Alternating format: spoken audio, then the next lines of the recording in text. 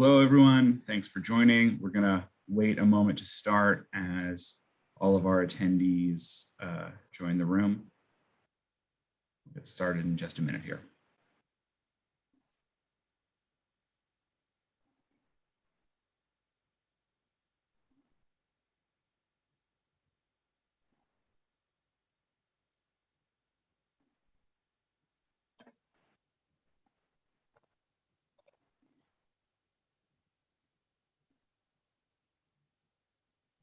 All right, Leslie, we're good to go. All right, great.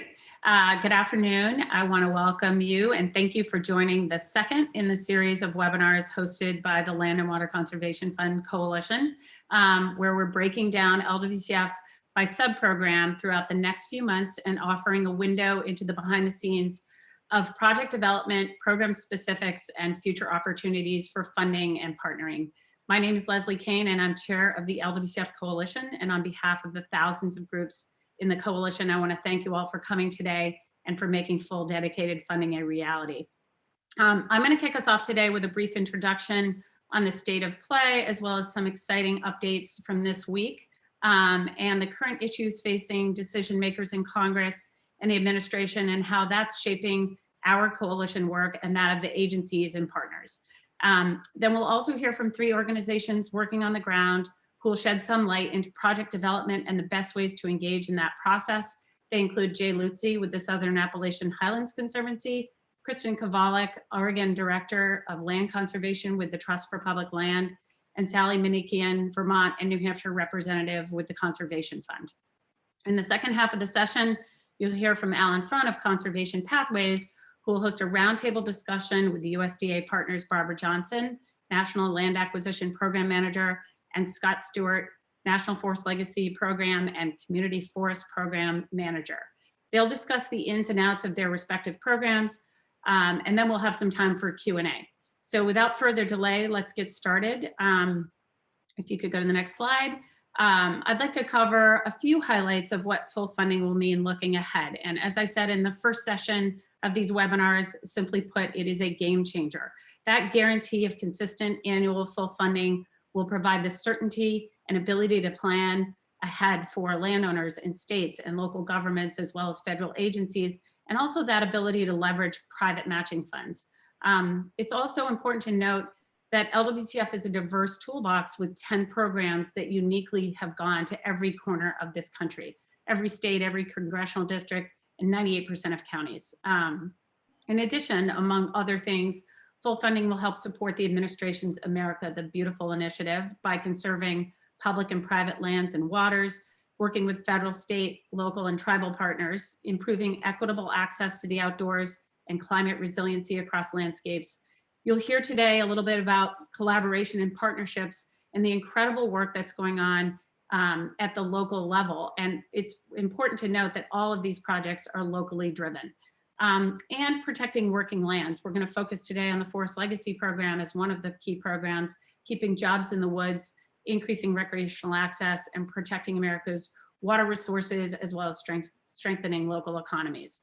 So let's look at how this is going to happen. If we could go to the next slide. I know some of you have seen this framework several times, but it's important to just note that Congress laid out a structure for ensuring that how dollars were going to be spent, 40% to federal programs, the ones on the left you're seeing, and then 40% to the state and local grants programs, with 20% to remain flexible each year depending on need that Congresses and future administrations will decide to divvy up amongst all of those 10 programs. Today, we're focusing on the 2 that are circled, the U.S. Forest Service Lands Program and the Forest Legacy Program, but we'll continue to cover the other sub-programs in our future webinars. And just a note, in terms of process and timing, while the overall process has not changed, of course, that continued guaranteed funding will change, and those guarantees of 40% to federal and to state and local grants programs. So the process starts with the president's budget submission, where they lay out the spending for the $900 million. It then goes to the House and Senate Appropriations Committee. And as folks know, the House marked up their bill on July 1st. And they did do some changing of those allocations, but they stayed within that overall framework. The Senate is expected to put their bill out, I assume, between now and October 1st. So let's go to the next slide. And here we're going to talk about issues and opportunities facing decision makers. As many of you know, because LWCF is now mandatory like Medicare and Medicaid, it's subjected to the sequestration cut across the board of 5.7%. That's a total cut of $51 million to LWCF, which is putting a squeeze on all of those unmet needs throughout each one of those sub-programs. And that shortfall is something we'd like to find a way to address going forward. Second, with the reemergence of earmarks in Congress, there is an opportunity in the appropriations process for community project funding. The House bill did include a couple of those earmarks, and we'll see how the Senate looks at their bill going forward. One very important issue for the coalition and our champions this year was to end the practice of rescissions. And what we favor instead is reprogramming those dollars back into LWCF programs for the many growing unmet needs. And I'm happy to report that the House had no rescissions in their bill. We are hopeful that the Senate will follow suit, but could use your good support and encouragement there. We had 46 bipartisan senators writing a letter saying they did not want to see rescissions, as well as 192 bipartisan House members. And this is really important because, as I've mentioned, LWCF is so oversubscribed, even with full funding. And one very clear example of that is the $190 million of supplemental federal agency and forest legacy projects that were submitted along with the FY22 budget. These unmet needs are just a fraction of that overall backlog in every state and county across the country. So we're working to address both the shortfall due to sequestration as well as that pent-up demand. And it is really worth noting that the $900 million is a floor, not a ceiling. And in fact, last year, Congress provided $919 million for the program. In addition, some of you may have seen some recent news. The House Agriculture Committee included $1.25 billion for forest legacy in their reconciliation proposal earlier this week for projects that sequester carbon, contribute to climate resiliency, and protect lands in the WUI, protecting watersheds and boosting rural economies. And these funds are separate and outside of LWCF, but will enhance existing funding and start to address those outside needs. Next slide. So what can you do to help in that effort? Well, in the near term, we'd love to get your help to support the forest legacy funding in the reconciliation bill, and we'll be available to help us with that effort. Also work with Congress to ensure that the most conservation and recreation dollars are going to the program by the time the bill goes to the president for FY22. Support funding for individual projects as well as overall programs, telling those stories of how these dollars will impact your communities and promote healthy economies. And reach out and work with your federal agency and state partners at the local, state, regional, bureau, and department level, especially as we head into the next fiscal year. Lastly, engage with the coalition. We will continue to be working on successful implementation, and we're here as a resource and want to know how we can be helpful to you in your work. We just rolled out a project toolkit that we keep enhancing. It's on our website with resources on and information on each sub-program, including project eligibility, grant application timelines, agency contact information, and much, much more. So now I'm going to pass this on to my distinguished colleagues who are working at the local level on projects for a window into that process and how best to partner. And we'll start that panel with Jay Lutzi. Jay, take it away. Thank you. Thanks, Leslie. I thought after all of that great information and update and projection forward, it would be nice just to have a pretty picture to take in for a moment.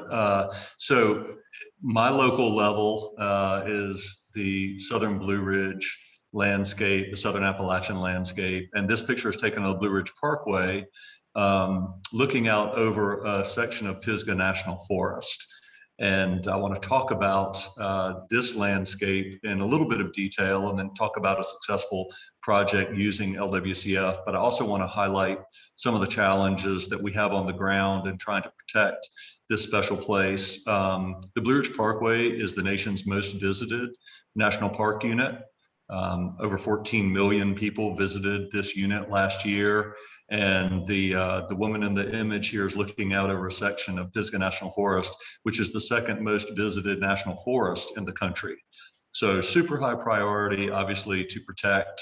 Unfortunately, she's looking out over a lot of private land inside the proclamation boundary of Pisgah National Forest. There is some public land there inside the proclamation boundary, but this viewpoint in particular I picked because there's a lot of private land, which raises the challenge that land trusts working in the landscape are facing. My land trust, incidentally, is Southern Appalachian Highlands Conservancy. We're based in Asheville, and we work in East Tennessee and Western North Carolina. So Caleb, next slide. Here's another very special place in Pisgah National Forest proclamation boundary that is also not owned by the public. It's owned by a private nonprofit, and it's managed by the Nature Conservancy and Southern Appalachian Highlands Conservancy.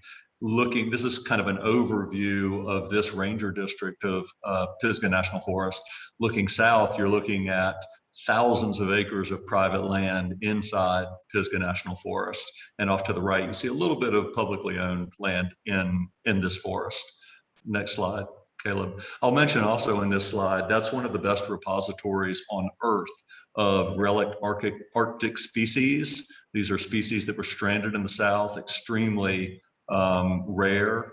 That landscape represents an area of high endemism. The Roan Highlands landscape is only 32,000 acres, which is a lot smaller than Great Smoky Mountains National Park, but for example, hosts a higher rate of biodiversity and plant endemism. This is a great recreational shot. Our streams and creeks are used by people from around the world. This is actually taken within the proclamation boundary on public land. You'll be glad to know, as I am. I have been in that swimming hole many times myself. Next slide. This is a waterfall that my land trust purchased in 2010. It is owned by the state of North Carolina, not Pisgah National Forest, even though it is inside the proclamation boundary, well inside the proclamation boundary of Pisgah National Forest. We tried to get this project ranked for LWCF, and the challenge of LWCF has just been that there is not enough. Even to do a project like this with a spray cliff that hosts 2 federally endangered species and multiple species of salamander, and in the Southern Blue Ridge, we have the highest rate of salamander biodiversity on the planet Earth. So not protected by the Forest Service because it's not a priority of the Forest Service, but just highlights the challenge of where are we going to find the money to protect these critical places in this time of ongoing austerity in a program that has been chronically underfunded. Next slide. So this is looking towards Mount Mitchell, the highest mountain in the eastern United States, from publicly owned land inside Pisgah National Forest. And Mount Mitchell State Park is the highest mountain in the eastern United States, as a lot of you are aware. Even people from New Hampshire now realize it's higher than Mount Washington. There are 19 private inholdings at the summit of Mount Mitchell inside a state park unit inside the national forest. So there are just so many layers of ownership and different ways that we're protecting land inside national forests. We would like to use federal money, and we would like it all to become part of the national forest, but that's just not been possible given the funding levels in the past. Next slide. So here is a success story using LWCF dollars. This is the Appalachian National Scenic Trail on Hump Mountain. Everything to the right in this slide is in North Carolina, and the left is Tennessee. Everything to the right was already public land. Southern Appalachian Highlands Conservancy and the Forest Service used LWCF in 1981 after a 14-year negotiation with the Oscar Julian family to purchase the summit of Hump Mountain. Started that negotiation in 1966 and wrapped it up in 1981. So this is how long it can take us to negotiate with a family who is parting with land that's been in their family for generations. and how important it is that we have multiple partners on the ground starting these transactions and then are there year after year to keep the family engaged until finally we can transfer the land to the Forest Service if the money is available. The left-hand side of the slide, off in the distance, to the left of that summit, was owned by the children of Oscar Julian, and we negotiated with them for 40 plus years before they agreed to sell us this property in 2017. Next slide, Caleb. We'll see what that looks like on a map. Everything you see in green is Forest Service ownership, either in Cherokee National Forest near to you on the Tennessee side of the line, or Pisgah National Forest to the north. And what's in red is what we purchased and what the Forest Service now owns, and that's now open to the public. It's enhancing users' use of the Appalachian National Scenic Trail. You can see it's an incredibly scenic area. It's important to protect those places and to protect that experience. So this is a success story that took a long time, but you can see there's still a hole in the middle of the red area that represents the sister, the daughter of Oscar Julian. She retained 100 acres. So hopefully that's a future LWCF project that we'll be talking to our partners at Cherokee National Forest about. Next slide.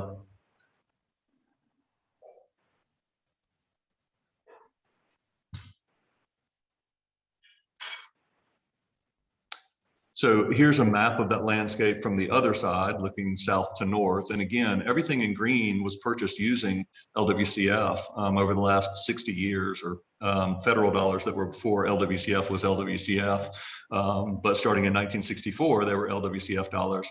The other colors on the map are lands we've protected not using LWCF. So there's tons of leverage. That's one way to look at it. But there's also a real shortage of funds. So I would like to echo Leslie's remark that we think of the $900 million as a floor and not a ceiling. Certainly can't stand for any rescissions or those sequestration dollars. Every time you take a nick out of it, it makes it that much harder to use the proper source of funds that we like to use when we're working inside a proclamation boundary. Next slide, Caleb.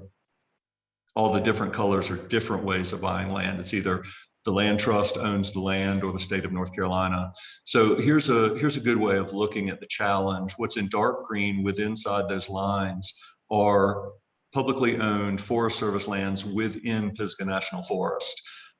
As an example again, and then you can see the lighter color, those are private lands within the proclamation boundary. So we have an enormous challenge ahead as we tackle the biodiversity crisis along with the climate crisis. We need these conservation units to function at a very high level. We need them to provide unfragmented pathways for species to migrate in response to a changing climate.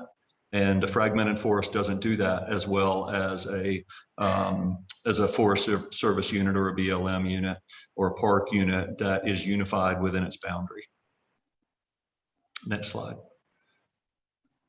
So this is taken from a viewing platform in the world famous rhododendron gardens on Roan Mountain.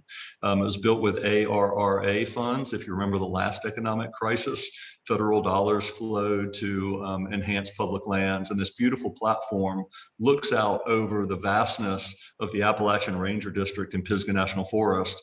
But all the land that it looked out over while it was in the proclamation boundary was privately owned. All of those, the names that you see along the ridge line are places that are now protected using private conservation dollars, but that represents 44 tracts of land purchased over the last 10 years. And Pisgah National Forest only has one ranked project next year, and it's on the supplemental list. So I think hopefully we can all redouble our efforts to right size LWCF in the future to the actual need that's out there as we try to meet the goals that we share with our federal and state and local partners. So thank you for what everyone is doing out in the field. Thank you to our agency partners in trying to tackle challenges that are not inconsiderable moving forward to make the units work well. And I think there's one last slide, Caleb, that we can just skip over because I think we've covered it. Thanks. And Kristen, I believe, is up next, if I have that right. The Olympics are over, but I'm passing the baton to Kristen in a seamless move that will take us to victory. Thanks, Jay. Hi, everyone. I'm Kristen Kowalik with the Trust for Public Land. I'd like to just give a little overview of the organization and focus on a project, Spence Mountain, which has received Forest Legacy funding. So first off, Trust for Public Land, our mission, create parks and protect land for people, ensuring healthy, livable communities for generations to come. This map shows the location of our offices around the country. We are a national NGO founded in 1972. Our national commitments to access and climate, health, and equity, and our primary initiatives, which land conservation, and then parks for people and green schoolyards. Next slide. Just wanted to highlight too, this is a map of projects that the Trust for Public Land has been involved with and that have been funded through LWCF. These particularly funded through the Forest Legacy program. So nationally, the organization has helped conserve over 3.7 million acres. Most of those projects, over 5,000 projects, have been completed using LWCF funding. I'm so really grateful for the LWCF Core, Forest Legacy, Section 6, and the other grant programs through LWCF. Next slide. As I mentioned, I'm going to focus on Spence Mountain, which is in the ancestral homelands of the Klamath tribes in the Klamath Basin in Southern Oregon. This is a 7,500 acre forested property that the Trust for Public Land is working to acquire. It is a Forest Legacy funded project, was ranked nationally number 15 in FY21 and then number 5 in FY22. So receiving a total of 4.6 million in Forest Legacy funding. Next slide. I want to just start with criteria, what makes a successful Forest Legacy project. And you'll see on this map here, in orange is the Spence Mountain property, but taking notice of the connectivity and how the project connects to and complements other public land, and that's wilderness area, national forest, BLM land, state and federal wildlife areas, national trail system through the PCT, national park with Crater Lake to the north, and also its location and kind of complement to different state and federal and even international strategic plans, such as the Pacific Flyway. So important attributes of the property and how it complements, like I said, and meets and even exceeds the Forest Legacy Program criteria. Public access to the property. Spence Mountain provides over 60 miles of trails that are currently publicly accessible. These were all designed and built by one of our core partners in the Klamath Basin. So this really hits on Forest Legacy and our state priorities for improved recreation access.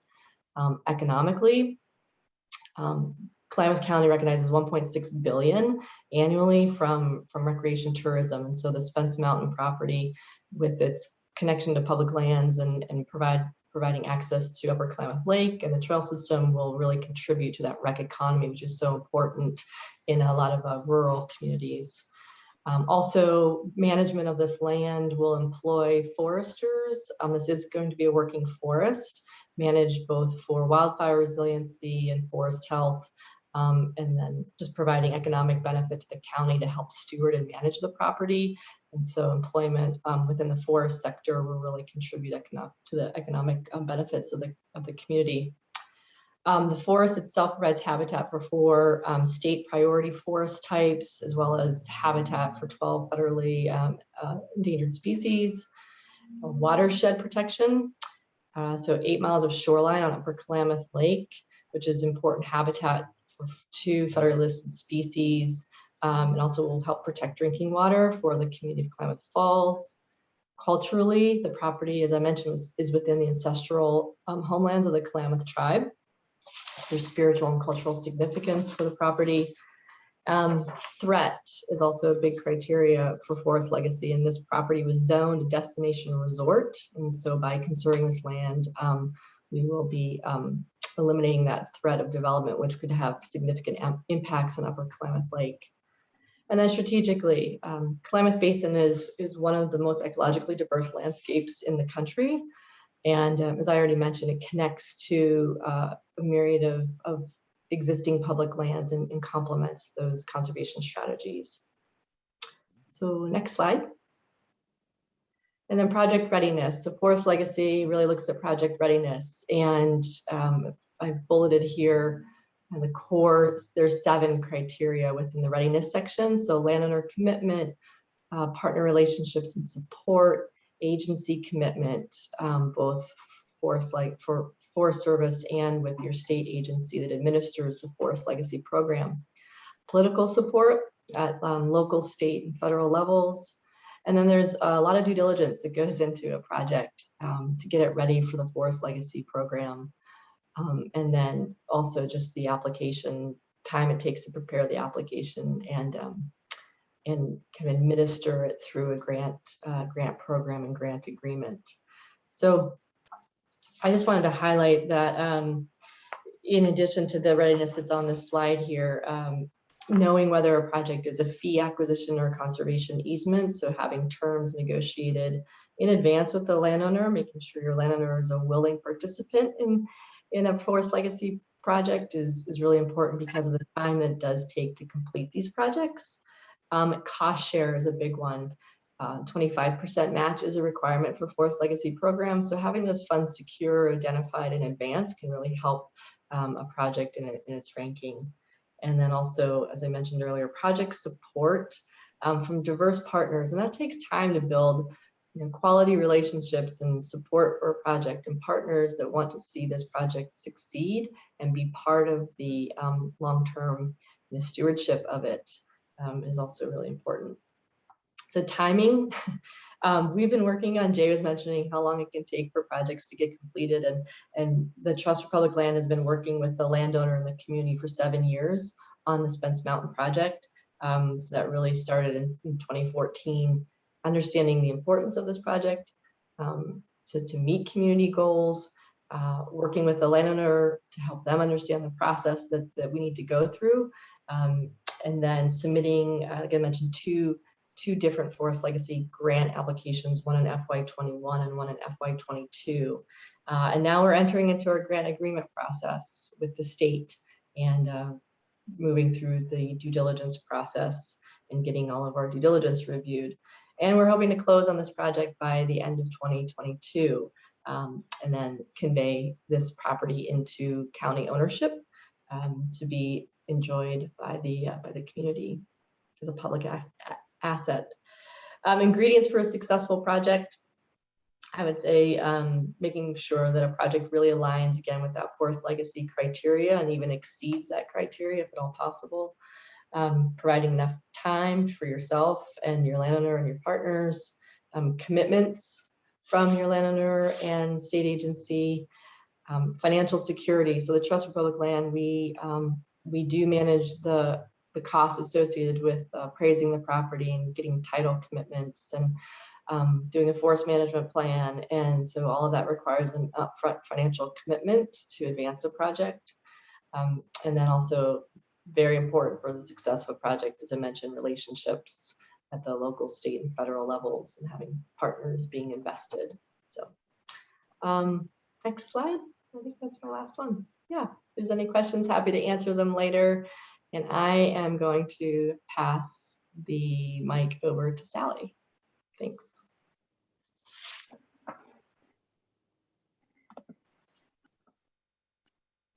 Thanks, Kristen. Hi, everyone. My name is Sally Monican, and I work for the Conservation Fund. As the New Hampshire and Vermont representative, I apologize. I just had a slight technical difficulty. Patience, everybody. Okay. Yes. Thank you for your patience. My organization, the Conservation Fund, implements LWCF acquisitions with all the federal agencies, and this includes a strong track record acting as the NGO lead on FLP and National Forest System priorities. My work for the Conservation Fund is in both New Hampshire and Vermont, working with two national forests, the 400,000 acre Green Mountain Finger Lakes National Forest in central and southwestern Vermont, and the 780,000 acre White Mountain National Forest in central and northern New Hampshire and into western Maine. New Hampshire and Vermont have strong and consistent FLP projects with over 274,000 acres in New Hampshire and 98,000 acres in Vermont conserved by the Forest Legacy Program. In the Northeast, FLP and National Forest System projects are mutually supportive, in part due to the local history of partnership and collaboration that is unique to the region. Next slide, please. So the Northern Forest itself stretches across the northern New England landscape, 26 million acres from the Tug Hill Plateau in New York to Aroostook County, Maine, part of an enormous bioregion that stretches north into Quebec and Ontario and west to Minnesota. The traditional settler culture and land use of the Northern Forest is rooted in the timber economy, where private land not only served as the economic driver, it was open for public access, including hunting and fishing. But that status quo, after almost 200 years, all changed in 1988 when the Diamond International deal raised an alarm as 1 million acres of northeastern forest was sold, 20% of it for developers for residential development. A collaborative response was urgently needed. Senator Patrick Leahy of Vermont and Senator Warren Redmond of New Hampshire ushered through Congress the Northern Forest Land Study in 1988, drawing national attention to a regional crisis in land ownership and fragmentation, and launching the Northern Forest Lands Council in 1990, which for 3 years held town meeting style conversations and planning across the 4 states of the Northern Forest. It was probably one of the first and most exhaustive local planning and discussion processes about land use. Also in 1990, the same year as the Northern Forest Land Council, came the Farm Bill, which launched the Forest Legacy Program. So throughout the 1990s, new partnerships helped build trust between the conservation community and local communities, forming a grassroots, grass tops approach to address common goals: how to keep the Northern Forest, as an economic resource, as wildlife habitat, and as a form of regional identity. Large swaths of land continued to come up for sale and continue to come up for sale, such as the 330,000 acre champion lands that the Conservation Fund secured in 1998. These once singular ownerships becoming a diverse array of conservation outcomes, all with a common thread of public access, wildlife habitat and water quality, and forest management. 30 years later, this still rings true. Amy, thank you, Amy, will put in the chat box a link to a really wonderful piece from Northern Woodlands written by David Dobbs, who actually co-authored a book called The Northern Forest. That's a really powerful retelling of the Champion deal 30 years later. Thanks, Amy. The fund works across the entirety of the Northern Forest, but I will talk today about my own backyard, which is the Androscoggin Valley in northern New Hampshire. Next slide, please. Okay, so next slide, how FLP and National Forest System work in partnership. I kind of called this theme Reconnecting Across a Shared Landscape. Here is a map of the Androscoggin Valley. It's a little tough to make out all the details, so we'll start with the Androscoggin River itself, which is a north-south river that parallels the New Hampshire-Maine border before heading into Maine. To the west and the south, you can see the dark green of the White Mountain National Forest, and to the east, the bright pink and various shades of Forest Legacy Program projects. That little corridor of green that you see, it's kind of like a string across the landscape, is actually the Appalachian National Scenic Trail. Light green is other conserved lands, state, local, land trust, some community forests in there. At the bottom of the map are a set of beige toned lands. These are actually a pending ranked FLP project known as the Androscoggin Valley Corridor, which was ranked for FY22, which indicates the continued value of FLP to the culture, heritage, and history of the region, and also as a current economic and cultural value. You can get a sense of the mosaic that I referred to earlier. At one point, the majority of lands in this map were owned by the Brown Company, which was the family-owned mill that was based in Berlin at the center of this map. The timber economy is still strong in the region. The largest sawmill in the state of New Hampshire is located here, actually in this valley in Milan. And as a twinning to the timber industry, Gorham, New Hampshire, located at the bottom of this map, is an epicenter of multiple trail networks, 30 miles of mountain bike trail, the Appalachian National Scenic Trail, and then local gravel footpaths and rail trails, snowmobile corridors. There's a huge heritage of travel and tourism as the northern gateway to the White Mountain National Forest. Meanwhile, the region continues to be under the same pressures as the 1980s, with land continuing to fragment its pace. New Hampshire is the fastest growing New England state and ranks among the top 10 in-migration states for millennials. New Hampshire regularly competes with Vermont and Maine for the top 3 states with the highest percent of second homes, and it was within a 6-hour drive of the majority of 20 million people. This region is such a great example of how the LWCF tools of the National Forest System and FLP complement one another in the White Mountain National Forest and New Hampshire's Forest Legacy Program. You can see especially the dark purple line that's a proclamation boundary for the White Mountain National Forest, but also the rich array of Forest Legacy Program investment that has secured the integrity of the landscape through preventing subdivision, promoting best management practices for forestry, wildlife, and water protection, and guaranteeing, really important and critical for the culture and heritage of the Northern Forest, guaranteeing permanent public access, as New Hampshire's Forest Legacy easement template requires permanent public access. 2 examples in the same geography that the Conservation Fund played our role as a supporting NGO partner. One is highlighted in red, the Upper Ammonoosuc, which added 814 acres to the White Mountain National Forest, and pink with yellow slashes, which is the Mahoosic Gateway, which was a Forest Legacy project and was just about 24,000 acres. Both of these projects, actually, both of these landscapes were once owned by the Brown Company, which we found out through that exhaustive title search. Passing through multiple owners after the Brown Company before finally being secured by the National Forest System and conserved through FLP. So taking into account that regional context I described in terms of how this particular region really views and benefits from the LWCF investment, I'll walk through the basic 3 stages of LWCF project, which you can see on the slide here. I won't go into too much detail. I think Kristen did a great job sort of talking about the complexity and also the long length these projects take, but just sort of identifying the role that TCF plays as an NGO lead and the ways in which partners can and have lended support and get involved, and also use these 2 projects as examples. So in that first stage, which is that period of getting to readiness, TCF's role in this case is regular communication with the White Mountain National Forest, state of New Hampshire, about opportunities as they arise, and working with landowners for whom LWCF is a good fit for their conservation goals, and sometimes entering into an option agreement to secure the property. And at times, it may involve TCF pre-acquiring the property if the landowner doesn't have the interest or patience for a lengthy LWCF process. And actually, in the case of the White Mountain National Forest lots, those ones in red, TCF was able to pre-acquire the lots to buy time. Actually, those lots were part of a larger 30,000 acre acquisition across 4 states from a timber investment organization. Another indication of how land rapidly comes up for sale, and there's that need that kind of spurs the movement in the Northeast still is the way, still our culture that we're working with.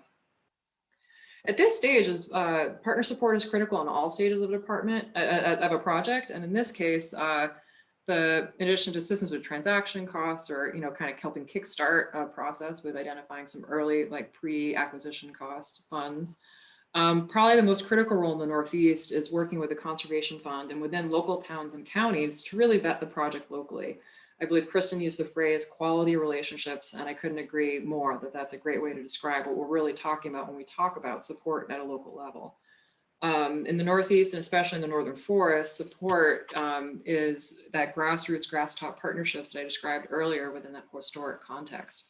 In the case of the Mahoosic Gateway, the project received incredible support from a truly diverse set of local partners throughout the entire life cycle of the project, from local fish and game associations, state agencies, trail clubs, and the city of Berlin itself, also known as the city that trees built. Throughout the remainder of the process, partners offering that critical support through letters of support and engaging with the delegation. I would actually say that one of the more critical support stages for the partners is at this 3rd stage when we get to funding, implementation, and execution. This is where the hard work of explaining how important this project is to yourself as partner to really help get it over the finish line. This is where everything comes together. This is the time when any funding that's been committed to the project likely needs to come in. For example, Forest Legacy Program requires a 25% match. But then also I think this has been said a few times, from the pre-application process to execution can take a long time. In the case of the White Mountain National Forest in holdings, the pre-application process began a year before the application was submitted to the regional office, and then it was the following fiscal year and completion of the budget process before this third stage can even begin, which is another 1.5 years on top of a 1-year pre-development. And TCF as an NGO partner remains in communication with local partners like yourselves and seasoned partners. Many of you on this call understand that a key role of partner support is patience at this point. So, but most importantly, when we get to the final stage of a project, this is the time for truly celebrating success and a time for the contributions of local partners to shine and be acknowledged, and also looking forward, celebrated as this land enters conservation and the public trust. So I'm just thank you for inviting me to take part in this webinar. It was wonderful to highlight my corner of the world, and I will pass the baton back to Alan. Thank you very much. Thank you, Sally, very much. Oops, am I terribly echoey? No, I'm not. Okay. Well, Sally, thanks for that, and thanks also for your and Kristen for your and Jay for your snapshots as to how practitioners are using federal conservation dollars and interrelating with these programs as you work on these very different initiatives, and giving us a bit of the story, some of the tips and the technicals, the logistics, and also giving us some of the grand vision, the reason why conservation matters so much. And as diverse as those stories are, they're also very much bound together by a couple of things. First, they are conservation priorities, which is why they have bubbled up to the success story or the work in progress stage. But they also depend on federal funding that has historically been oversubscribed and overtaxed, and honestly remains so. Leslie talked earlier about the sea change of the Great American Outdoors Act and dedicated funding for the Land and Water Conservation Fund. And you'll hear some perspective from the agency in just a moment from the Forest Service about how those programs are being managed in the context of larger and more predictable annual funding. But there remains an ocean of need, and it used to be a little puddle of money, and now it's a bigger puddle of money. Conservation need has always been a size 15 EEE foot, and it has over time had to fit into a size 4A shoe. And with the Great American Outdoors Act, it's now an 8D or a 9D, but that still leaves a lot of toes hanging out. And so how the programs are managed is terribly important. How priorities are set, how the funds are managed, how the process works to get projects into the queue and to balance needs geographically and to try to really cull the best of that available conservation opportunity to fit the very best toes into the shoe. I have to say that we are very blessed to have some professionals at the top of the Forest Service heap managing the land adjustment program for Forest Service lands and managing the forest legacy as well as the community forest and open space program. People who have been in the trenches for a very long time and have just the right tools to do that managing, and you'll hear from them next. First, you're going to hear from Barbara Johnson, who is a conservation lifer with a diverse background. She has put in her cross-dressing time at the Fish and Wildlife Service, at the Department of Interior. She has worked at OMB and really understood the way the programs work from that perspective. And for the last few years, she has been very ably managing this delicate balance. How do we keep the right projects going, and what does that process look like? How is it organized as projects move from the portfolio of the conservation practitioners that you heard from and the other conservation organizations and supplicants on the phone and on the webinar today, manage that through the local and the regional process and have it refined into a national program and a national list that really holds water. that presents itself as the right kind of conservation priorities. Barbara is joined today by Suzanne Taylor, who has her own conservation pedigree, having worked for the Forest Service and lands in Montana and worked on some wonderful projects, and now serves as a national realty officer in DC. After Barbara's done, I think she'll be passing the talking stone over to Scott Stewart, who manages the Forest Legacy Program as well as the Community Forest and Open Space Program that he may or may not mention in his discussion. But Scott is another conservation lifer. He's been working at the Forest Service for 20 years, all with the state and private forestry program, focusing on creating the partnerships and fostering the partnerships that get conservation done. And so they're going to tell you, maybe round out a bit or enhance the snapshot perspective that you got from Jay and from Kristen and from Sally, and talk about agency perspective with regard to this increased but never enough funding that we now find ourselves with. And then we'll have a chance to have some Q&A. So with that, and very grateful for your presence on this webinar today, I'll turn things over to Barbara. Great, thank you, Alan. Once again, I'm Barbara Johnson. I'm the Land Acquisition Program Manager at the Forest Service. And we just want to start off. This looks like a final slide, but it is our first slide. And it is our first slide because we want to say thank you. We want to say thank you to all of our partners who have worked so hard over so many decades on projects on the ground and on getting the Great American Outdoors Act through. And I know a lot of you are also involved in the America the Beautiful initiative. And I just want to invite Suzanne and Scott to also lend their thanks. You all are tremendous, tremendous partners. And I just wanted to start out, we want to start out by saying thank you. Sure, thanks for the opportunity, Barbara. Specifically wanted to thank Leslie and Jay and Kristen and Sally and Alan today for being part of this discussion. And also just the way that they teed up the idea that we work on these landscape scale projects. You're going to hear more about another landscape scale opportunity out in Montana from Barbara and Scott today. And I think that's a really important message to carry through for everybody out there as practitioners. If you can get enough people together, an idea of a landscape that you would like to work in, then you can really get a lot of momentum going. So thank you all for all your efforts, and this program wouldn't happen without you. Thanks. Scott?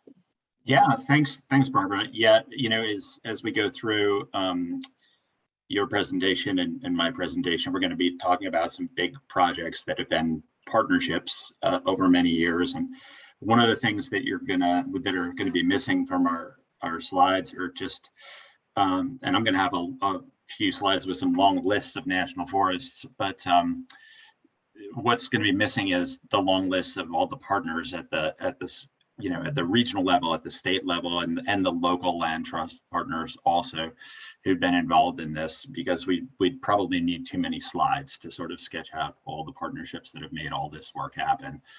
And, we're really excited and looking forward, to, like Alan said, some hopefully more consistent funding. We've seen a little bit of glitches, but, hopefully we're, we can really plan, because uncertainty is tough to work through. And as far as the administration meeting the goal of the America the Beautiful of 30% of the lands and waters, these programs and these partnerships are even more important. So there's going to be a story of some great accomplishments, and just it's exciting to think about the next chapter. So thank you all for being here. Thanks, Barbara. Yes. All right, thank you, Scott. Next slide. So this is I'll cover the land acquisition portion with this along with Suzanne. Just a few words about America the Beautiful. That is, as Leslie mentioned, voluntary, collaborative. It is locally led, and that is where our partners can truly, truly help us. It's going to address, the idea is to also address inequities in access to lands, and also obviously climate, which is a big priority for the administration. As a lot of people have mentioned, an all lands approach. So private lands, working lands, federal lands, state and local lands. As folks have said, and as we'll show again later, that's how we really get some great conservation work done. And as others have said, Great American Outdoors Act it's a solid foundation for us to start forward. It is not enough, but it is a solid foundation. And the fact that it is Land and Water Conservation Fund is also permanently authorized, which happened a couple of years ago. Between that and the Great American Outdoors Act, we can really springboard into what I think is an exciting conservation future. I did not list all of our acquisition criteria here on the slide. I did include a link. We publish it every year on our website there. But basically, our criteria are the potential for recreation access is our most heavily weighted criterion. We also look at potential for watershed conservation and climate change mitigation. We look at species habitat conservation. We look at geographic location, and partner support is a huge one, connecting communities, state, local, federal, private landowner support, you all and all the support letters. I'm already getting support letters for fiscal year 23 projects, and that's all really, really critical. Just talking a little bit about what does it mean to realize a vision. Once we have our springboard, how do you dive into the water? I'm going to try to be as good at analogies as Alan is. So we do have increased funding. I mean, for the land acquisition program, we've gone from about, a 5-year average of 63 million from 2016 to 2020. And now we have 123 million. And I'm hoping that that's going to be our baseline from now on. So we do have that. It is, again, we hope dependable funding. You saw from Leslie's slide that 40% of it goes to the 40% of Great American Outdoors Act, that is Land and Water Conservation Fund money, goes to the federal government. We are hoping that that is a now dependable stream of funding. It will allow us to be more strategic. We are hiring folks, which is great because our regions really need folks to help out with all of these great conservation projects that are coming down the pike. Wanted to mention briefly, we used to, and some of you may have heard of this, we used to have a situation where the agency would borrow Peter to pay Paul when our fire costs got too big. Borrow from Peter to pay Paul. But now there is what's called a fire funding fix, where fire is funded separately. We no longer have to borrow money from other programs for fund fire. We still do borrow staff. You will find if you, as you're creating relationships with forest staff, district and regional staff, a lot of people go on fire assignments for weeks and weeks at a time, particularly in a fire year like this one. And that does have an impact on our ability to carry out all of our other programs. So good news on the fire fix. I think we're reaching a point with fire where we're going to have another solution besides borrowing staff. So anyway, we are positioning ourselves for the future. Next slide. And I just want to underscore something that other folks have said. Partners can really help us in so many ways. Developing all the local relationships with the landowners. For us, for Forest Service particularly, the first place to go is your district or your regional office. Relationships with individual forests are critical. And that is where our projects start. They start at the local level. And then they are proposed to the region ranks them, and then they are sent on to us at the Washington office. So for us, generating support, working with the community, making sure you have a really good relationship with your forest and your regional folks, that's really key. And it's really, my sense is it's really always happening. I mean, always. The partners that I know are always working on that. Just wanted to put in a plug for the Sanhedrin project that we finished this year. Phase 3, it had 23 separate letters of support when the project was submitted to us. And that is something that nationally we look at to see how broad and deep the support is for projects, because that is really important. Next slide. And I won't spend too much time on this because other folks have gone over it. good things take time. These are or can be very long roads to getting these projects done. I won't go over all the steps that are listed there, but there are quite a few things that we need to do, from the real estate due diligence to defining the area of land we're going to determining a price. Land acquisition, we don't have a required match of any kind, but we do determine a fair market value, and we can't negotiate on that. So sometimes we come back and the landowner's not excited about the price, but sometimes they're fine. That's all where it comes in, explaining to the landowner how the process works and helping them understand things like that is super helpful to us, because, you know, these are laws, this is what we have to follow. And to the extent that you all can help translate things like that for us, that is really helpful. Next slide. So this is a little bit about why the funding takes so long. And I won't spend too much time on this because it is very geeky in a budget person sort of way. But here's the timing. And this is why we have to propose things so far in advance. And it's because of the way that Congress funds these projects. So I'll just take you through a little bit of what we're doing right now. In the spring, we put out our annual call letter, it's called, for projects. We send it to our regional lands offices and all over. And we lay out all of our guidance for the projects and how they're going to send our project nominations forward. We published that letter on that website. It was on the first slide.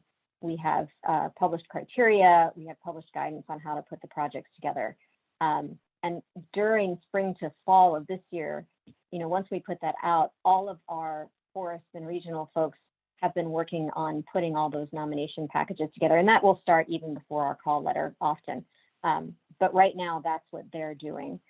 Our regional folks are now starting to convene their panels for nominating projects that would begin in fiscal year 23. The government's fiscal year 23 will run from October of 2022 to September of 2023. So that gives you a sense of how far ahead we have to do these nomination processes.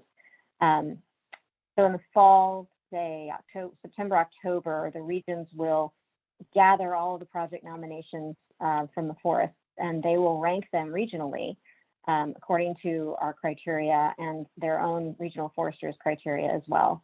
And then they send all those projects in ranked order by region to the national office. The national office convenes a panel of experts in the various criteria, and then we re-rank them on a national basis. All those projects are wrapped up and prioritized, and they are sent to Congress with the president's budget now we're in early winter of 2022. And as you probably know, Congress doesn't finish its work by September 30th much, so we often don't get the funding until late fall 2022, which is already into fiscal year 23. So this is part of the reason that our nominations come in so far in advance.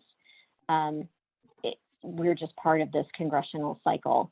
So if you're ever wondering why can't we just ask for the money and get it immediately? This is why. Next slide. And I just want to point out a few things that I hear quite a bit about. And again, I'm focusing on recreation because it is one of our most important criteria. On the right, what you'll see is a copy of literally how this is how we get our money. So if you've ever wondered, people hear about, is it a critical inholding project? Is it a recreational access project? Is it a core project? So this is literally where those designations come from. So you'll see one of the blue is recreational access, and we got $11 million. People think that that's the only money we have for recreational access. It's not true. Every project that we have is assessed on its potential to provide recreation and public access to recreation. So we have recreation access in all of our named projects, the individual projects that you see there. You know, Okanagan Wenatchee Forest, Washington Cascades, that has recreation. Superior National Forest School Trust, that has recreation. Every single one. Critical inholdings and wilderness, those are going to also have, you know, recreation components. So I often feel people think that we only have that one line for recreation, but I just want to make clear first that this is how we get our money, and second, that recreation really is in everything. Next slide. This is my last slide, and it's just kind of a long view, and it underscores what folks have been saying. This is an extremely long set of acquisitions. If you look in the hatched marks, and I tried to put this legend up here, but you'll see the hatch marks on the right in the map are all acquisitions since 1998. And this map, we were trying to get the last part for 2019, I believe. And Suzanne, I think you've done some work on this. Do you want to discuss it? Oh, you're on mute, Suzanne. There we go. Thank you. I wanted to highlight that this is one small portion of a bigger idea that the area from Yellowstone to the Yukon is a major migration corridor. And so there was a highlight of the Sealy Swan area. And as you can see, there were a lot of different sections that were taken out of the checkerboard area there over time. So basically what happened was one of the timber companies out there were selling a lot of their assets, and some of our partners stepped in, were able to hold on to those and keep those until we were able to take them out with LWCF funding. So just another example of the landscape scale that these programs work on, and a lot of great efforts out there, and beautiful place to go recreate if you can make it out there. Thanks, Suzanne. I think that concludes our presentation. I'm going to turn it over to Scott for Forest Legacy. Great, thanks, Barbara. I'm going to do a quick overview of the program, and if there's interest in more detailed information, about some of the things I'm going to talk about, I'll put the program website in the chat, and that also includes some other interesting information that you'll find there. So the program works again with in partnership, and we're authorized to work with states and provide grants to states. When the program originally was authorized in 1990, actually the interest could only be held by the government, and then that was changed in the 1996 Farm Bill. And Sally gave us a little overview of the diamond land sale and really what led to, really was the genesis of the Forest Legacy program. And only a few states were eligible initially. Those 4 states in the northern forest, in the Northeast, and Washington, and then other states joined on as they did assessments to explain the need of the program, and how they were planning, proposed to use the program, and identified what we refer to as forest legacy areas, which are those areas which would had substantial public benefits, but also had threats of conversion. And the purpose in the law, as it's stated, is to identify and protect important forest lands that are threatened by conversion. So that's why we look at both the importance and the threat. And we're looking at projects, that provide, timber production, wildlife habitat, water, recreation, scenic values, and certainly that have impacts on climate as well. And we've done some analysis of what those impacts have been. Barbara did a good job of running through the numbers, and we're in a similar place. We were at, the program spent about $63 million for several years, and then with the first year of mandatory funding, the program is funded at $94 million in 21, which is great. It's quite a jump. But the request in FY22, we're anticipating hopefully about the same amount of money. The request was about $250 million from the states. So you can see there really is a huge unmet need that people have been talking about. The way we go through and identify projects, the projects are developed, by the states, and they're working with their nonprofit partners.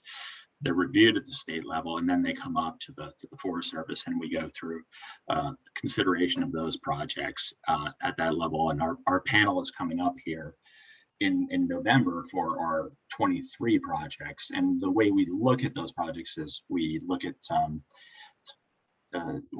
their importance, which is, their environmental importance, the threatened endangered species, habitat, soil productivity, importance of water resources, recreation, the economic benefits, of the uses of the land, including timber management. And then we look at the degree of threat of conversion.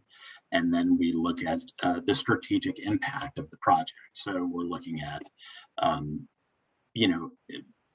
that means connectivity, but it also can mean other things. It doesn't have to mean connectivity, depending on what those values are that the strategic plan is trying to achieve. And those are not just, federal government strategic plans or state strategic plans. We're looking at, regional plans, plans of coalitions of nonprofits. We look at international plans. We're looking, we look at individual, if there's some national, NGO strategic plans. We look, all of those are looked at in strategic, and we look at the degree of readiness for the project as well, as was discussed earlier. And we have a competitive process that's developed, and then we provide that list to the administration, who provides it to Congress, and it's been a process that's been that's worked quite well and has been pretty well regarded. Next slide, please.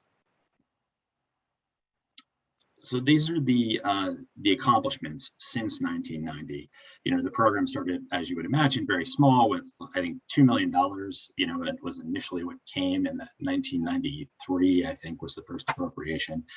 And you can see, this map, which kind of tells our the story of the accomplishments. What you're seeing there in the yellow is the conservation easements, and there's about 82% of the acres are conservation easements, but the program also allows, us to provide grants to the states for fee acquisition of lands. And that's, we just passed a very interesting historic, well, for us, an interesting landmark. There's now more than 1,000 individual tracks that make up all the projects that have been funded and completed. So among those, among the lands, there's, we keep track of some elements at the national level, and there's about 40 plus square miles of open water within these acres. This is nearly 2.9, and looking at the information that Mark Anderson from TNC has put together on Resilient Landscape, we've looked at that through that lens, and 66% of the tracks are within highly resilient landscapes, and 70% of the tracks are those that are identified as having high biodiversity value. And so things are tracking pretty well as far as climate change. As I mentioned, there was only a few states at the beginning. Now there's 50 states and territories enrolled in the program. There's accomplishments in almost all of those. The program has been incredibly successful at leveraging non-federal dollars. About $930 million of federal money has been spent, and it's been leveraged by more than $1.1 billion. So while Congress requires the 25% cost share per project, the program is overall much more like a one-to-one, and some of that is money that's coming, from foundations, from nonprofits, from local and state government funds.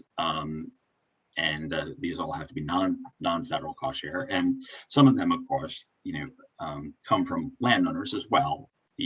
And, our states are the partner our first level partner, but then the nonprofits are of course a big partner, and landowners are a big partner to this too. And they, sometimes we have incredibly generous landowners in terms of what they're willing to donate in terms of value or other lands, and in other cases we have incredibly patient landowners, which are a really important part of the partnership as well. So in terms of connectivity and how the program is having landscape scale impacts, there's about 5,000 miles of shared boundaries now with protected lands. That's federal, state, and in nonprofit protected lands, and in the national forest system. And we don't look just at the national forest system with the Forest Legacy Program, but since we're here talking with about Forest Service lands, I'm highlighting a few things about national forests, and I'll show you a couple maps here in just a moment. There's nearly 900 miles of shared lands now with the national forest system. So made up of about 130 tracts across 38 national forests, and the Gray Towers historic site, which was the home of our first chief of the Forest Service, Gifford Pinchot. If we do things within federal proclamation boundaries, there's required is a support letter from that manager. And Barbara mentioned letters of support, and that's one thing that we look at as well through our selection process. And this one is a requirement, but we look at all levels of support. And local government support and other local support is very important to the program as we look at projects. So we're not only looking at very high levels of support. So let's go to the next slide, please. And this, well, there's not too much to say here. Really, this is the list of all the adjacency with the national forest, and we can and we have done this for other federal lands as well, like the national parks. But this is the list of how all the Forest Legacy projects adjacent to national forest track, and how many miles with each of those with each of those forests. So and so some of you are very familiar with these landscapes, and some of these numbers look modest, but in some cases, but they're very important. And then others, we're talking about much larger landscapes. And Suzanne talked a little bit about the efforts in Montana, and we'll look at something like that with Legacy again here in just a second. The next slide, please, is this is just the slide. Additionally, the forests that are where there's additional tracts nearby, but they're not adjacent to the national forest, but that are within those important conservation landscapes. So let's go to the next slide, which is going to show us a few maps here of some landscape scale conservation.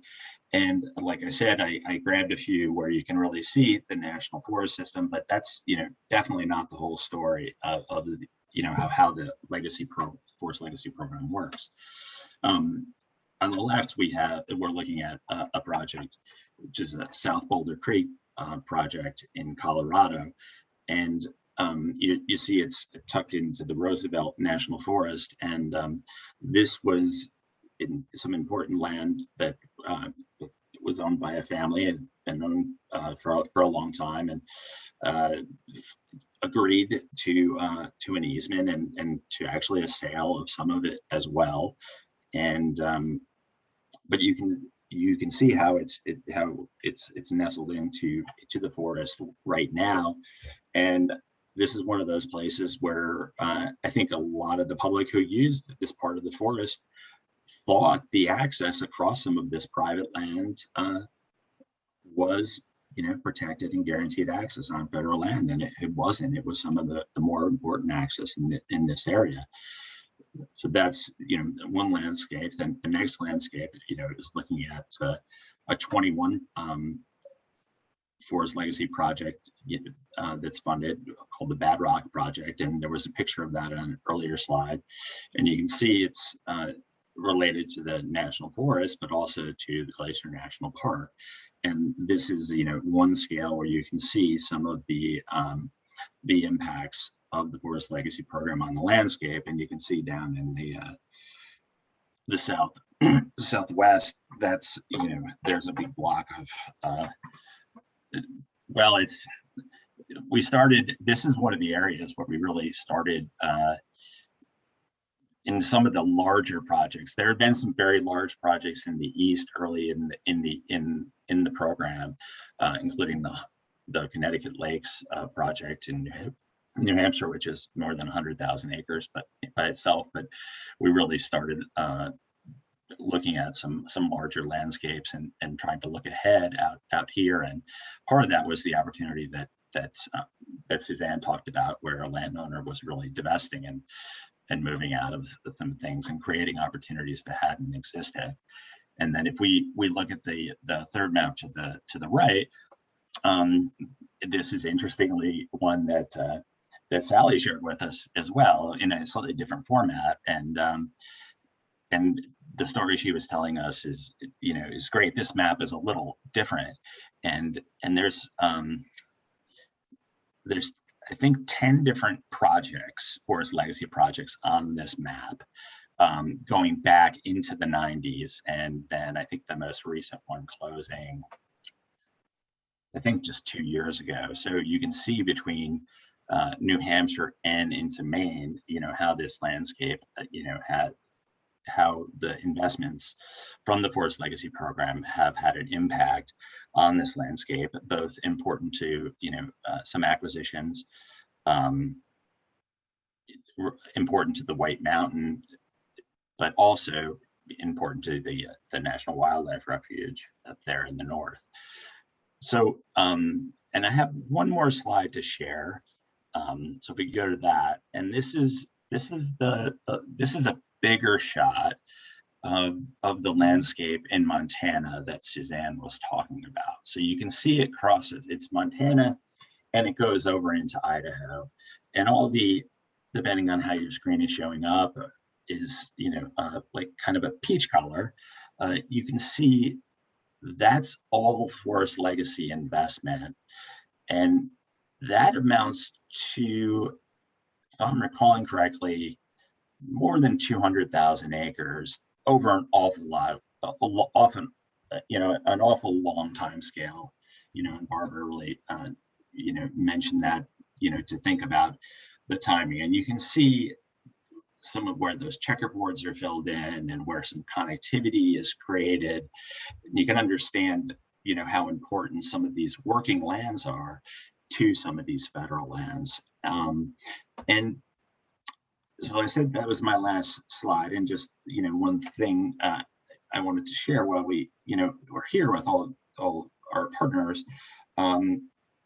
Sometimes people ask, how can they be involved? And of course, one way is to find out, what other nonprofits and other partners are working in your area, in your state. Each state manages their program according to an assessment of need, and and that may be part of what are called the state forest action plans, which every state has now. It's different in each state, but you can look for the state forest action plan and understand how the program works in your state. The projects have to be reviewed by the State Forest Stewardship Coordinating Committee. Each state has one of these, and they involve government representatives. They also involve local representatives. They involve nonprofit representatives and industry. And so you can, those are things where people, engage as well. And it's been said before, much better than I can say it, but the connections in the community really matter a lot. That's where the projects come from, and that's often where the first word is heard, or the first idea is generated from there. I'll just make one final note. Alan mentioned I also manage the community forest program. It's a different authority. It's not funded by LWCF, but there is actually an open we have an RFA that's open right now, and that's a much more modest program. But since the RFA is open now, I just thought I'd mention it. And with that, I'll pass the baton all the way back to the top. Okay, well, I don't think I'm the top, but I think that passes back to me. And so you'll see on your screen some contact information for folks that you've heard from today. And I can promise you that every one of us would love to engage until the cows come home on specifics. We are all project junkies and conservation lunatics. And so please join us in the lunacy and stay connected with us as we talk about ways to get all of our conservation dreams realized. It is past the top of the hour. It's about 20 after. And I know that I believe, had slated until 12:30 or so Eastern for this. And so we have at least a bit of time for questions. We can spill over a bit if folks want to continue to raise issues. But we have a couple of questions in the question box that I want to get to. But first, I just want to ask each of our participants really quickly, framing this up in terms of the need that's out there and the way that your programs, Barbara and Suzanne and Scott, the way your programs are able to deal with that need, and Jay and Kristen and Sally, the ways that your projects fit into the overall scheme of project prioritization. It used to be, and this is rough and dirty, there are lumpers and splitters, and I'm a lumper, but it used to be that the Forest Service for land acquisition every year would get an average of 50 or 60 or $75 million. The Forest Legacy Program would get 50 or 60 or $75 million. And that was in the bad old days of excessive reliance on the vagaries of annual appropriations. Now with the Great American Outdoors Act and mandatory dedicated funding for LWCF, if it works right, then those numbers ought to increase by half again, or they ought to double.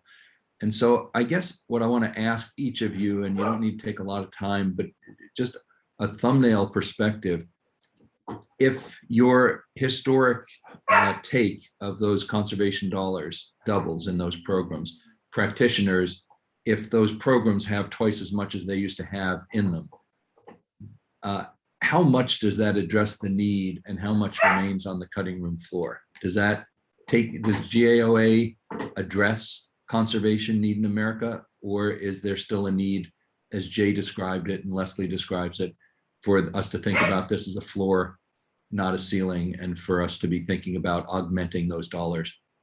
And maybe start with Barbara and then just pass it around. Sure. Thanks, Alan. So, I mean, I guess in terms of, projects submitted,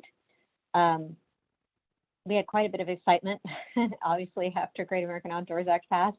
And you'll see that a lot of our projects that we proposed this year are much bigger. But, I believe in 21 got 123 million. But for 22, I believe we had about $212 million of projects that people had submitted for consideration. So, and we prioritize according to our laws and our policies, and we have experts and we assess everything to the best of our ability, and we try to do our best with everything. And we certainly are going to be, we've added some criteria about, inequality and getting more accessible, fixing some of the inequities and accessing public recreation for this year in accordance with the America the Beautiful initiative. But, that was the reality when we ran our program. Suzanne, did you have anything to add? I would just add that we, at this point, limit the amount of projects that come forward. We allow forests in the regions in the West to submit a certain amount, and then the Eastern regions to submit a few more. But we are selecting less projects than are available out there. So there is a need for more conservation funding. And then I just want to highlight something that's really been a struggle for us is we really need to get ahead of these projects and start doing a lot more of the due diligence and the title work before they get to Congress. And so we're really trying to right the ship on that, and having a dedicated funding stream is really a first step in that. Yep. So thank you for that. Yeah, well said. Yeah. I think, Barbara talked about the long timeline, and it gets a little wonky, but I think everybody knows it's really hard to plan out this far, as far ahead as we need to, and having some certainty, that, we don't have to wait quite so long to know what projects we'll be able to fund, or really even the landscape of projects we're able to consider. So with the Forest Legacy Program, our project cap for many years had been that no states could submit any project larger than 7 million. And with the anticipated bump, we changed that and raised it to 20 million in FY21, and there was a number of projects that came in at that level, and it's not a surprise. I'm sure to a lot of the partners, there's an incredible amount of opportunity there. And so even though, I had mentioned that we had, what portion, how much, came in of requests, there's, we would see even more, I think, if we didn't have caps. And the amount, I think we can, I think the projects are certainly there to operate on a much larger scale. And then the other end, the program really had to, we don't look at thinking about, funding to the west or the east or this state or that state. We're funding, on a competitive process. And as you can expect, some states fare less well than others because there's not the same opportunities everywhere. And there are incredible opportunities in smaller projects that are, important and regionally important or locally important that the program can't quite manage to get to. So there's some much bigger landscapes. I think projects that we could be investing in and increasing pace. But there's also some places that, we could reach that we're not reaching now. And that touches into Barbara's point as well, is, the administration, has been discussing and focusing on increasing the impact of the programs on underserved communities. And so, there are, a lot of opportunities from there as well. Great, thank you. And any thoughts about the universe of need and the demands, the pressures on these funds from Sally or Kristen or Jay or Leslie? Well, I was going to mention from the negotiating side, when you're negotiating a transaction with a landowner, and it may take some time. One of the amazing things that everybody on this call has worked towards accomplishing in the Great American Outdoors Act is we used to not really know with confidence. We couldn't really purport to the landowner that the Congress had the back of the program that we were going to rely on to finalize the transaction. And no matter how many deals we're negotiating, and that I believe does go up a little bit, thank goodness. But one of the most empowering things from our side is that Congress has spoken, and the administration at the time signed the bill, and we don't have to wonder anymore if there is a floor, because the floor used to be 0. And so I don't want to discount that raising the floor is critical also. Thank you. I was going to say too, Alan, I know in Oregon specifically for FY23, there were, just as example, we had 3 projects be submitted to the state for a total of $36 million requested. And so we're just seeing opportunities for larger projects and higher value projects. I think kind of the blessing of more funding being available, the certainty of that, and more landowners taking notice of it and having an interest in working with the state and with conservation organizations to see if projects can move forward.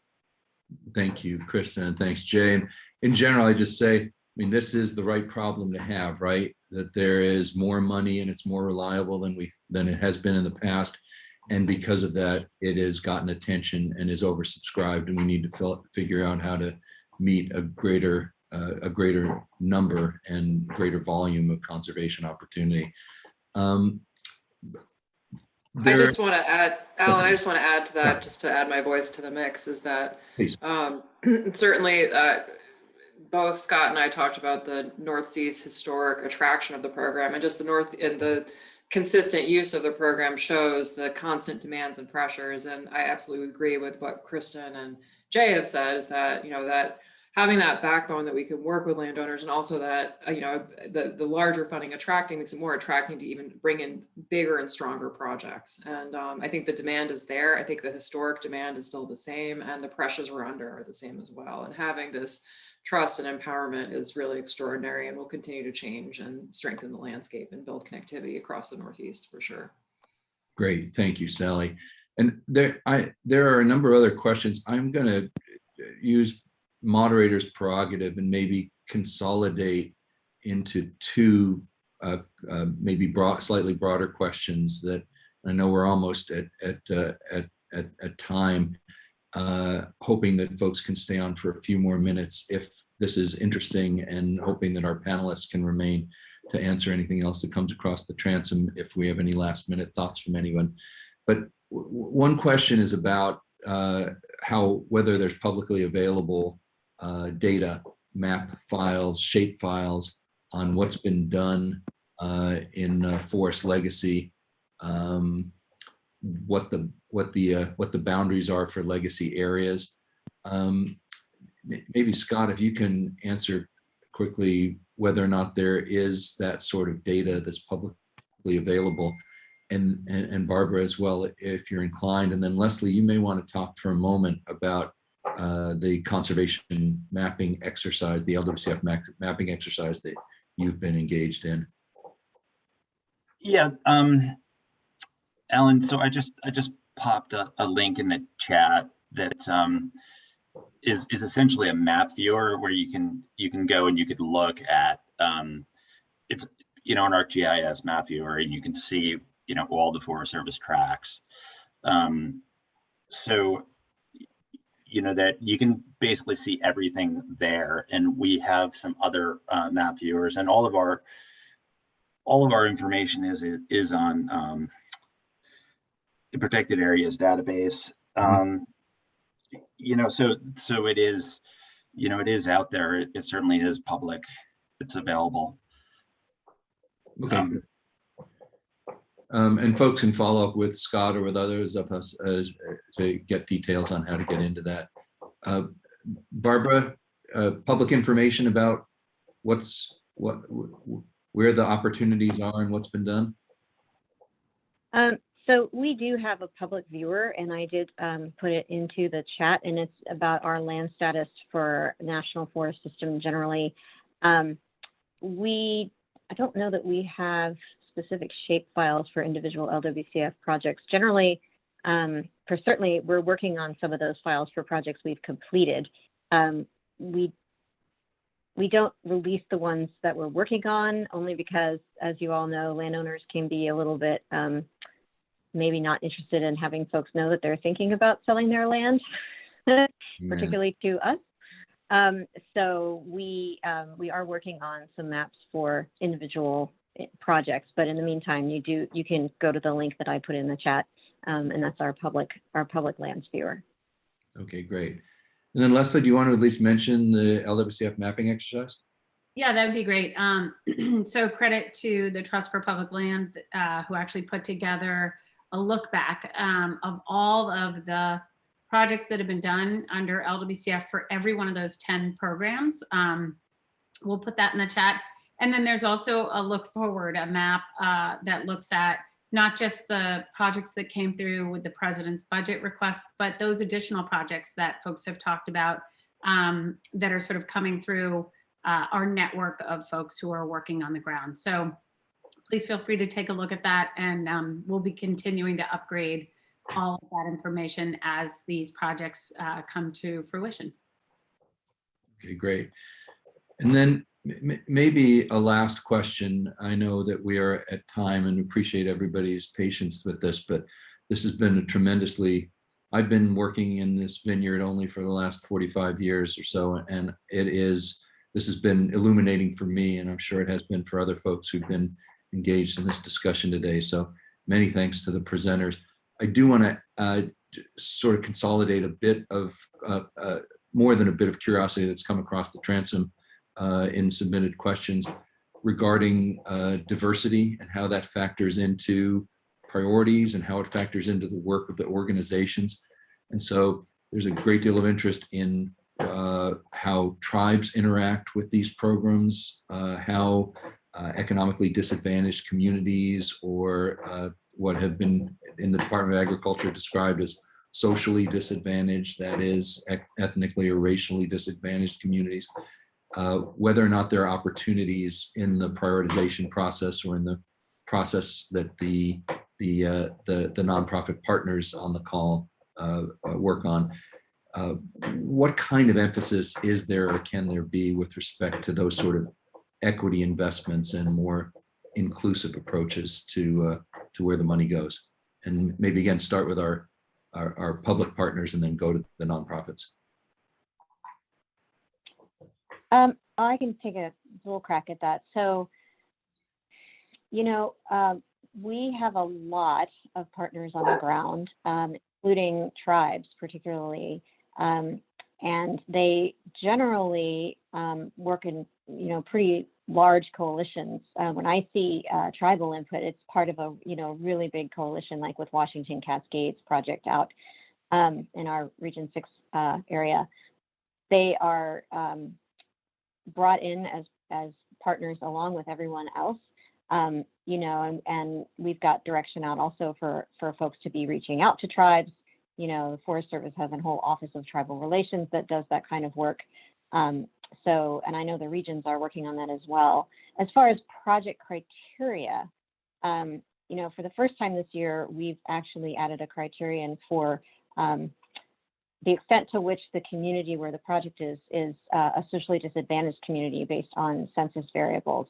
So we are starting to take that into account as well. You know, with many of our projects being, of course, in rural areas, there's a lot of overlap there. So, you know, and we're also trying to expand our outreach to some more diverse groups for our program. I was just going to tag on that the LWCF side is providing money for lands that are going to be managed by the Forest Service. There is another piece to our land management, and there are some properties that we convey out of. And we have had a lot of emphasis recently to try to convey those to tribes. And that often happens through GSA. And what has happened so far is there have been tribes reaching out to our Office of Tribal Relations for properties that are on lists to convey out of. And so there is that piece that's different than bringing property into the National Forest System. Great. Thanks, Suzanne. Sorry. That's Scott. Oh, no, I'll just say real quickly, we're with the Forest Legacy Program, we you know, our authority is to work directly with the states. We don't have the authority, you know, to do grants directly with tribes, but since these are ancestral lands, you know, we do evaluate cultural importance, both, you know, physical, you know, evidence, but also cultural importance, you know, that's, you know, for other reasons. And those are among our selection criteria. And in many cases, tribes are supporting party projects, but, you know, working with states, you know, to support those projects, but that's the authority we have. I know, you know, now with the community forest program that I mentioned real briefly, we do have the authority to do grants directly with tribes through that authority, but that's a different authority, but there is, you know, as I mentioned, an RFA open for that now. Great. Kristen? I'm just going to say again, the need that we are seeing, there have been several tribes, Oregon-based tribes that have reached out inquiring about opportunities through the Forest Legacy Program to acquire and restore ownership for fee acquisition back to tribes ownership. And so just trying to understand, better the rules and regulations in the Forest Legacy Program and how that could work. Certainly looking at that and hearing from various tribes. So. Okay, great. Well, on that score and on the other things that we've touched on, obviously, this has been kind of a thumbnail, a cook's tour, a race through some of the issues and some of the opportunities inherent in these programs, but there's much more to talk about. So delighted that so many people are on this webinar, looking forward to continued engagement with you all. And this has been great. So thank you all, each of the presenters, and thanks for everybody who's joined today. I hope that this is part of the conservation upward spiral. Feels like it's going to be. Thank you very much. Leslie? Yeah, and I'll just close out and just tell folks, feel free to get in touch with us on any questions. We're all of our contact information is here, and this will be recorded and we'll send it out to everyone who registered. So thanks again and look forward to our next session. Bye.